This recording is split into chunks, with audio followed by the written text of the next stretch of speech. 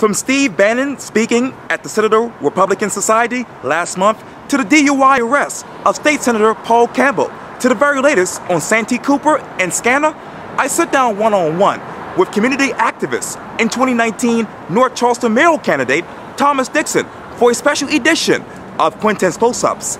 And be sure to download the free Quintin's Close-Ups app in your Apple or Google Play stores. Let me stay in North Charleston because when I interviewed you, when you announced that you were going to run for mayor of North Charleston 2019 this summer, yes, we talked about mass transportation. And I was looking at your Facebook post this morning. You basically said, in generalities, on a political scale, that North Charleston and America are broken, and we need to repair it. Exactly. Tell me, how would you repair North Charleston in 2019? Wow, that's wonderful. Thank you. You loved it, and I'm hoping I'm gonna slam this thing on. I tried to ask good questions. You did. That's a wonderful question, though, because the reality is it's broken, and it's been broken for a long time. Okay. Fair and equitable treatment of all the citizens of North Charleston is totally absent. Okay, the haves have it, and the have-nots don't. And as a matter of fact, the have-nots are moving further behind the ball. I'm not going to say the 8-ball, because the 8-ball is black. We ain't behind the black ball right now, okay? But it is time for North Charleston to not only do better, but ensure that for generations to come, that the city is a fair and equitable place for everyone when it comes to economic opportunities. And when I talk about economic opportunities, we can talk about the contract situation. I mean, at 50% of the population in North Charleston being African American, another 10 or 11% being Hispanic, 60% people of color, and the contracts are not being awarded proportionately. First thing that we need to do is we need to make sure that we have a system in place that all contracts are awarded according to the demographic makeup, the ethnic makeup of North Charleston. If we don't have the people that are available within North Charleston in order to ensure that the contract work is done, then we still need to stay within that demographic. We don't go, okay, because we don't have enough African American carpenters in North Charleston, okay, that we go get some white ones. No, we go find some other African Americans to do it. And hopefully, in order to strengthen that part of the community, to, if they even live outside of North Charleston, even consider moving into North Charleston. It cannot be based on, the change economically cannot be based solely on contracts, though, or entrepreneurship, because we need to be promoting entrepreneurship also. There are a lot of people here who work every day-to-day jobs in North Charleston who are underpaid and overworked. They're not receiving their fair share in 2017, and of course, unless something drastic changes between now and 2019, they still won't be receiving their fair share. So wages need to be raised, and wages don't need to be raised on no kind of sliding scale, and wages don't need to be raised just within City Hall with the mayor that's silent about everything that goes on. These are his people. And if he can't bring the Chamber of Commerce to the table and sit them down and bring all of the merchants affected within the city of North Charleston to the table to have a discussion about how we ensure that everybody is financially taken care of as far as minimum wages and with minimum wage increases, then we have a mayor that doesn't care about the people. We need to ensure that everybody in North Charleston, instead of people pointing fingers at those who don't have, even though they're working 2 and 3 jobs, we need to make sure that we're paying them equitably in 2017, 2019, according to the cost of living at that time. Not saying that, they're this and they're that. When you have people who really want to be viable, they want to be at PTA meetings and they want to be a part of the community work, but they have to choose between either working at a minimum wage job that's not paying them enough to go to do anything with, so they have to work 2 or 3 jobs. It's either go to work and keep a roof over my head and keep my kids fed, or go to a PTA meeting. Any logical person is going to pick, I'm going to go to work and take care of my children. And there's a lot of that happening. We increased the minimum wage right now to $15. In 2019, the number's going to go up. It's going to go up. So what we're delaying now is the inevitable. And every time we delay it, it's just going to be higher. By 2019, instead of $15, it might be $17 by then. I don't know. But we'll see. But we got Ray and Pookie and them out on the block. All they know is hustling. But they also know that hustling either brings one or two things ultimately, is death or in jail, death or jail time. They know that.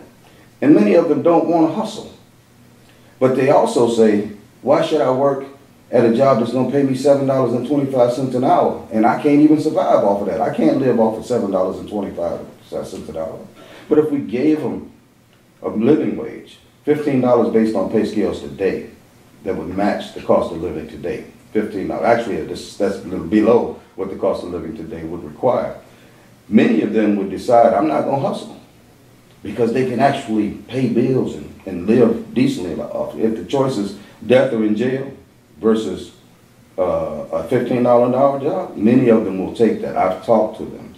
Okay, so now that's one area we have to look at. We have to look at the fact that education, when it comes to North Charleston. North Charleston has those terms, failing schools.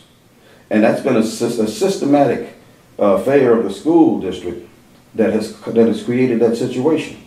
Instead of using innovative tactics in order to make sure that the schools are not failing, and the monies and the resources are put into them, because it's a fact that when the monies aren't poured in, the schools deteriorate. So they pour money into other places instead of where they need to be. One of the problems that we have with education in North Charleston is that North Charleston pays a whole lot of taxes, and those taxes go to support schools in Mount Pleasant, where they got big money over there already. But they want to point fingers in North Charleston and talk about failing schools. When I'm elected mayor, there will no longer be a failing school in North Charleston, because I won't accept it from the school board. And I'll put this on record right now. I've been in that school board fighting for our children for a long time.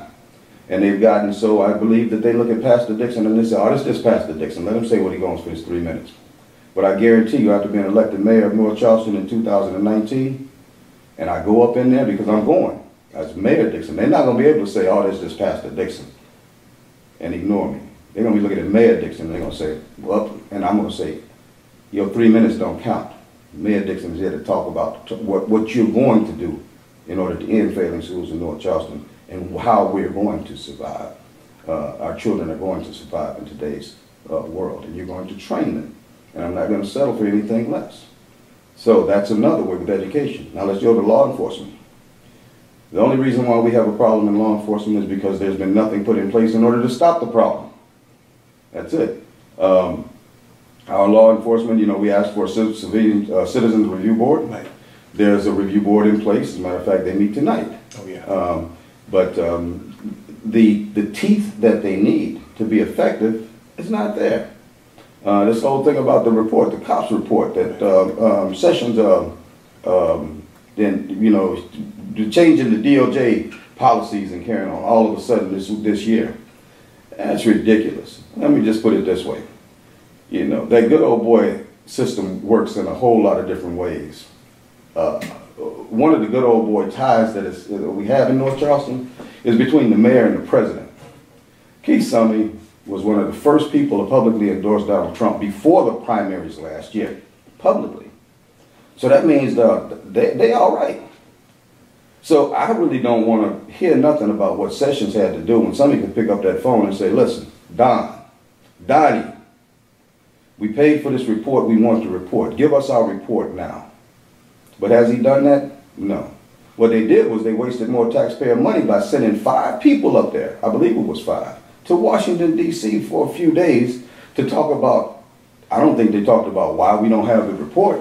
I don't know what they were talking about. But we had, but the taxpayers footed that bill. So we have to stop this madness, this old school, we're doing policing right, and understand that the time we live in, the age we live in, the days we live in, it requires innovative policing. It requires things that holds police accountable for their actions, and as well as our city council and mayor for their actions. Full transparency and accountability. The civilian review board, there should be no fear of that in any area. I suggest not only civilian review boards within the city of North Charleston police department, but also for every aspect of government. The school board needs a review board. SLED needs a civilian review board. We need civilians that are capable of holding watch over these different agencies that watch over us to make sure that they're doing what they're supposed to do when they're supposed to do one or two things or both. And that's one, serve, the other is to protect. And if they're not doing either, we need a civilian review board in place with all of them in order to make sure they do. That will definitely happen in North Charleston after 2019. And you talk about North Charleston. Let me stay in North Charleston and move from City Hall to the Charleston International Airport. Obviously, the storm is still surrounding State Senator Paul Campbell and his DUI arrest and alleged, lies to the police, to the Highway Patrol or whatever it was. Where are we with Paul Campbell right now in your mind? You said, where are we with him? He's on the other side of the table with me. And not to pass judgment on what happened that night. Okay. But the young lady, she presented a very strong case for what happened. I've talked to people that know her. Okay. I've heard the things that she said with absolute uncertainty or wavering in her voice. The same thing that she said the night of this incident is what she still holds. I saw him and his wife change seats. That in itself is problematic. Tie into that the fact that he blew a .09 on the breathalyzer, making him impaired driving. If he was driving, tie all those things together, and we have a problem that could have really been very bad that night. It didn't have to turn out the way it did. Somebody could have been seriously hurt because of that accident. Now, where am I at with him?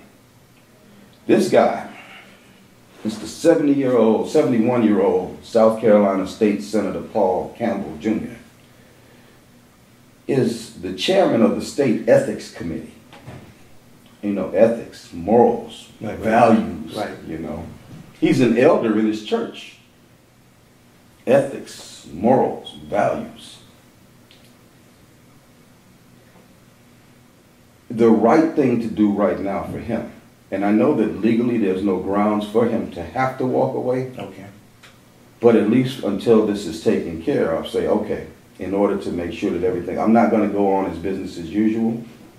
Something happened that night that really could have been really bad, and it happened because of what was going on inside of my car. Then what I'm going to do is, because I'm a public figure, I'm going to step aside for a minute until we get this thing ironed out. I go to court in January, and then we'll work it from there. But until then, instead of him drawing paycheck, okay, still drawing paycheck on all these different areas, have him step aside until the court case. Then in court, let it be decided. If he's exonerated, if he's acquitted, give him his back pay. If he's found guilty, it's a whole laundry list of things that he'll have to do. First off, being resigning from his positions as an elected official, has to. I would suggest to his church that they fire him as an elder too, because there's accountability within the church also for honesty, truth, and integrity. This guy is the chairman of the ethics committee for the state. And something is amiss about what's going on in that story that he's telling. And if it's found out in the end that he did, that tells us a whole lot about the good old boy system in South Carolina and who they have running what departments. If I could feel in my heart that that there were no questions in this whole thing, okay? Because when she said what she said about him, she didn't know he was Senator Paul Campbell. She didn't have any idea about that. So this wasn't like her just trying to roll him for no funds or nothing like that. And matter of fact, he offered her a way out. And she was like, no, we ain't going that route. We doing this legitimately. So this is the ethics guy. But this guy is not only the chairman, he's the chairman of the ethics committee, but he also sits on the corrections and phenology committee. Who's in prison? Most of the people that's in prison in South Carolina, African Americans. This guy is on a committee that deals with the prison system. I don't feel comfortable myself. As where am I on? I don't feel comfortable with him on that committee at all. I think that, you know, that especially depending on pending the outcome of the trial, because I'm going to hold on that, okay, innocent until proven guilty. Okay. But there's a right way and a wrong way to be innocent until proven guilty. Let's just go to the Slager case. For the 3 days where Slager was assumed innocent, because that was for 3 days he was assumed innocent before the video surfaced. After that, the assumption changed worldwide to his guilt. But instead of them saying, okay, what we're going to do is we're going to release you for these, you know, until we find out differently. We're going to let you go home without pay until we find out differently what happened. And then if you are, you know, if you're acquitted in this whole thing, we'll give you back pay. But if not, we're going to terminate your service, and you'll never be able to work in law enforcement again. But that's not in place. And so even with Paul Campbell, once again, it's the situation of there's no checks and balances. There's no discipline. There's nothing to say, okay, if you're wrong, we're going to hold you accountability until you're right. Until you're accountable until you're right. So here Paul Campbell is sitting right now, continuing life as usual, doing everything that he would normally do. Probably being a little bit more careful about everything he's doing right now. Because I forget what the quote was. It was in the newspaper, something about, something about doing it over or something like that. And people talk about making mistakes and whatever. But mistakes cost people lives. And I'm not a saint. I'm not a saint. I've had my days of doing things like that, long time ago. But since I came to my senses and I understood my obligation to society, and to be a protector of others around me, and that my actions actually can affect others, even their lives. One thing, I don't even drink liquor anymore, but even the idea of getting behind the wheel after drinking or being impaired in any kind of way, I can't. It sickens my stomach because of what could be, and until we as a people start thinking about what could happen as a result of our personal actions, then we're not going to get beyond these points. We need to understand that because I refuse to vote in favor of closing background check loopholes, I'm ultimately responsible for somebody that goes up in Mother Emanuel and kills 9 people. Until I vote in favor of fully funding our public schools, then I'm directly responsible for all of those that fall victim to the school or prison pipeline. You see, that's the spiritual aspect that I bring to the table as Pastor Dixon. I understand accountability, and it goes beyond just what I see right here. There's a far-reaching responsibility that many people don't want to grasp, but the reality is it's true. It's true. We have even laws in the books that talk about accessory before and after the fact. That means that person didn't actually commit the crime, but they aided and abetted in the crime in some kind of way. So with the gun situation, for every time that we should be able to limit guns from getting, or stop guns from getting in the hands of people who should not have them, and we don't do it, we're aiding and abetting whatever happens when those people get those guns and use them. So we have to change that, we have to stop that, we have to turn that around. And we are going to do that as we're moving forward. I'm seeing better times, better ways as the justice area of in our local area, in our state, and in our nation, people are standing up. Might have something to do with what's going on in the White House right now. Might have something to do with the 2/3 Republican majority in the State House right now that has kept us under lock and key for the last 14 years and points fingers at everybody, says that the people are the problem, when actually they're the legislators that have had sway over everything that happens in this state for the last 14 years. We're worst we're last in everything that we should be first in, and first in everything we should be last in. And it's because of this 2/3 majority Republican General Assembly. And then we look at the local level, it's no better. So the tide is coming, the tide is changing. The term in the last election was, I think, 45, talked about draining the swamp. Well, 2018 is midterm elections, and 2019 is my election for mayor of North Charleston. 2020 will be the next presidential election. We're not draining those swamps. We're going to flush toilets. That's exactly what we're going to do. We're going to flush the toilet in the State House and turn it over to people that are right thinking, who are for the people, elected by the people, and come from the people, which is what our nation's principle, what our nation has been founded on. That's the backbone of our nation. Not for the individual, not for any particular party. Party politics is killing us. And having money in politics is making it even worse. So until we get these things right, which we're going to get them right. Right now we're being sort of forced to get them right. A lot of people just sitting back saying, man, are we crazy to let this happen? Well, hopefully they'll learn from last year, the misdeeds of last year, the apathy from last year, the infighting from last year, the foolishness on all sides from last year.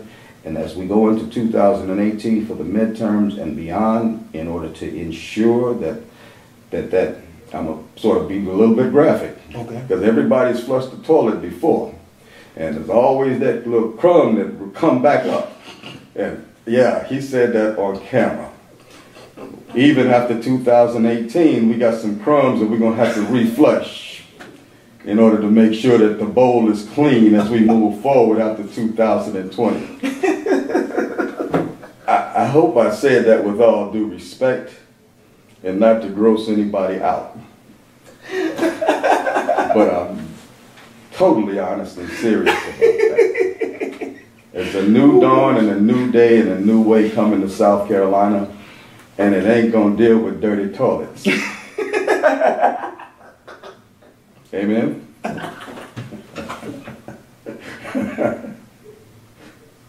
Yes, sir. I know you have to run to Mount Pleasant, but let me get to you quickly about the Citadel. Yes. Obviously, you actually held an event right before or right during Steve Bannon's visit to the Citadel Republican Society. Yes. What's that one word you would describe about your event? Effective. Okay. Effective. Effective in the reason being that with a volatile figure like Bannon, somebody who invokes images of white supremacy and white nationalism and neo-Nazism and anti-Semitic values and disrespect for even the city of Charleston, where 2 miles away from where he came, a Confederate flag inspired murder was taking place inside of Mother Emanuel Church. To have been able to put together an organized and orderly rally with a list of the greatest speakers that I know from this area, who all gave a message of not only hope, but the change necessary, and not the change that's according to Steve Bannon's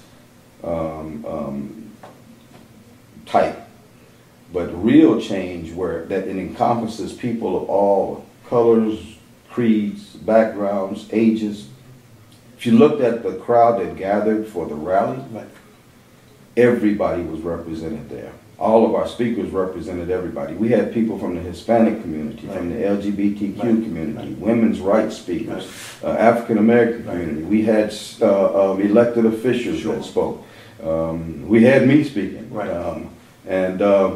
But over on the other side of the street, which it was sponsored by the Republican Citadel, the Citadel Republican Society, we know exactly who was inside of there. Governor McMaster was in there, Kevin Bryant, who's running for governor next year, Catherine Templeton, who's running for governor next year, Nancy Mace, who's running for District 99 against the Democrat Cindy Boatwright. They were all up in that function where it was just them. And I guarantee you, you can probably count the people of color that was in there on one hand, of any color. And that's problematic. So we made a strong statement. We actually set up the rally for a visual effect that many people might have even missed. We faced Johnson Haygood Stadium with our back to the Holiday Center, where Holiday Alumni Center, where the Citadel Republican Society dinner was at with Bannon. we had our backs to them. And we had a crowd who came and expressed themselves and ultimately went home feeling that without violence and without trouble, without any kind of even negative press, that a strong point was made. And I do believe as we move forward with interacting at the Citadel, that not only was the point made that night, but that point is going to move forward as we attempt to build bridges between how and why that happened, okay, and where we go from here. Because I personally believe that maybe, okay, the youth of the Citadel Republican Society didn't really understand the full ramifications of what they were doing, and that their facilitator did not take it into consideration and possibly might not have even consulted above his level to find out, okay, what do you think about this?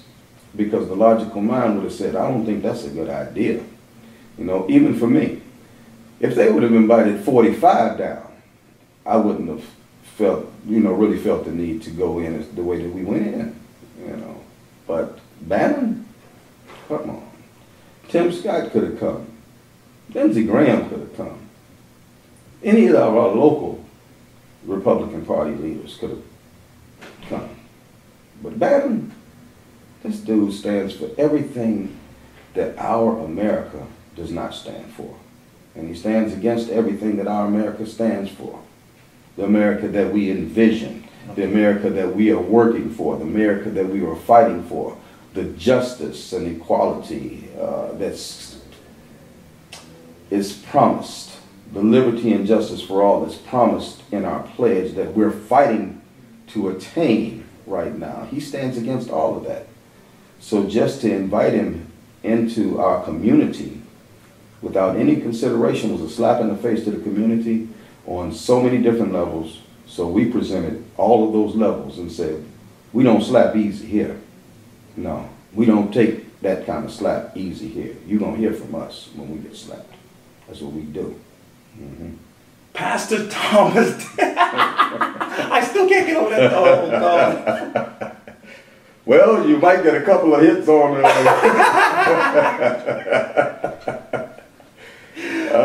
it's always fun talking to you. It's always fun. Quintin, I appreciate you and the work that you do, and you're an inspiration to me. Oh, thank you. Yes. I appreciate it. That's all right. Yeah. That's what we do. Yes, indeed. Yes. My friend.